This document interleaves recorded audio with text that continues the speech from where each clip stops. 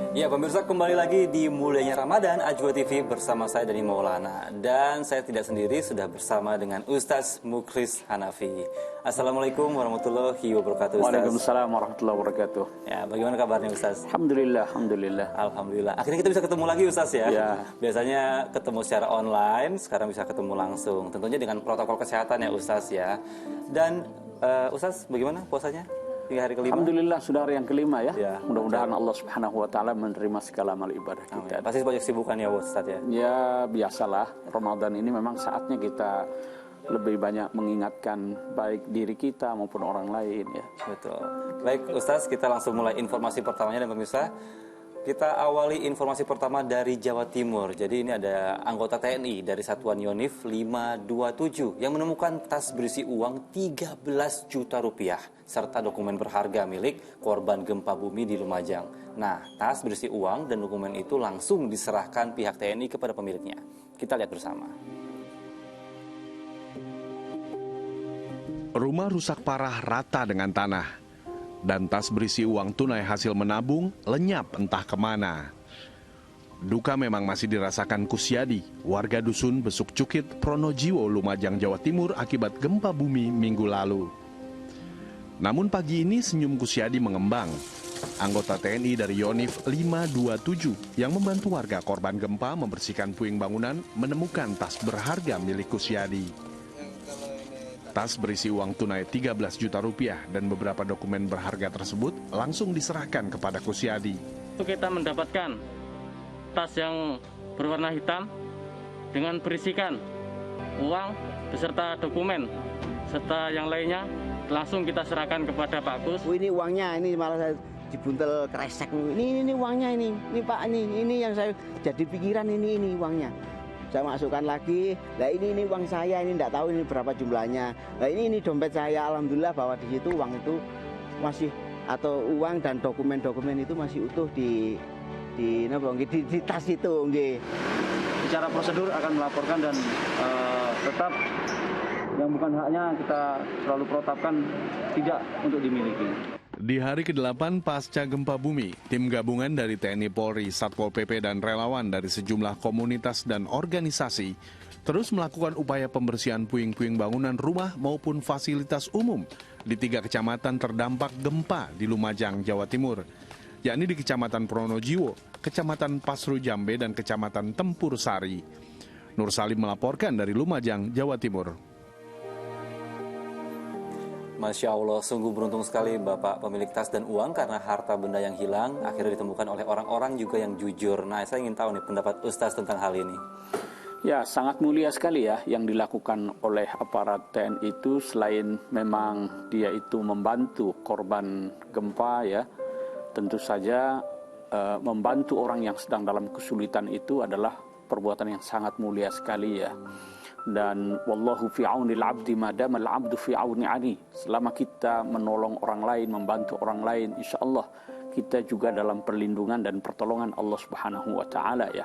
Apalagi ketika dia menemukan uang ya. Tadi kalau kita lihat beritanya itu lalu kemudian dikembalikan lagi, tentu uang itu sangat berharga ya bagi orang tersebut ya. Betul. Dan ini tentu saja juga tidak ternilai ya. Betul. Karena di situ tergambar kejujurannya ya, lalu ketulusannya dalam membantu ya. Ini tentu sangat mulia sekali ya apa yang dilakukan itu. Iya betul. Ini sebuah hal yang sepatutnya dimiliki oleh semua orang ya. Sikap jujur ketika menemukan sesuatu memang sebaiknya diberikan kepada pemiliknya, atau kalau memang tidak serahkan kepada yang berwajib dan mungkin bisa dipertemukan kepada pemiliknya. Betul, Ustaz ya. Nah, saya ingin bertanya juga Ustaz, kan ada yang disebut amanah. Itu sebenarnya apa sih antara amanah dan jujur itu? Apakah berbeda atau hal yang sama, Ustaz? Ya, amanah itu bisa bermakna yang pertama adalah sesuatu yang dipercayakan kepada kita ya. Itu adalah amanah yang harus dijaga. Innallaha ya'murukum an tu'addul amanati ila ahli. Allah itu memerintahkan kita untuk menyampaikan amanah, sesuatu yang dipercayakan untuk disampaikan kepada orang yang memiliki atau yang berhak untuk menerimanya. Itu makna yang pertama. Yang kedua, amanah itu bisa bermakna kejujuran. Jadi kita tahu di antara sifat para nabi itu adalah sidik, amanat, tabligh ya. Amanah di sini ada kejujuran. Dan itu kita bisa lihat dari keteladanan Rasulullah Sallallahu Alaihi Wasallam ya, yang memang sejak muda itu memiliki sifat amanah sehingga beliau itu digelari Al-Amin. Orang yang bisa dipercaya ya, karena dia itu apa yang menjadi hak orang lain dipenuhi ya. Dia tidak mengambil hak orang lain ya. Jujur. Oleh karena itu ada kaitan yang sangat erat antara amanah dengan as-sidq. Kejujuran itu adalah as-sidq. Dan as-sidq itu adalah satu sifat yang harus dimiliki oleh setiap orang yang beriman ya. Karena kejujuran itu harus kita buktikan yang pertama kepada diri kita sendiri. Kemudian kita juga harus jujur kepada Allah Subhanahu wa Ta'ala. Sebab kalau kita tidak jujur, nanti puasa itu di depan orang lain doang, kita nggak makan, nggak minum. Nanti di balik kamar malah makan ya. Itu kalau tidak ada kejujuran antara kita dengan Allah Subhanahu wa Ta'ala.